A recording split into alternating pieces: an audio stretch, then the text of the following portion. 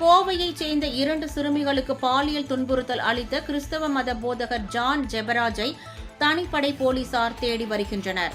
தென்காசியை பூர்வீகமாக கொண்டவரும் கோவையைச் சேர்ந்தவருமான கிறிஸ்தவ மத போதகர் ஜான் ஜெபராஜ் கோவையைச் சேர்ந்த 2 சிறுமிகளுக்கு பாலியல் தொந்தரவு கொடுத்ததாக புகார் அளிக்கப்பட்டது.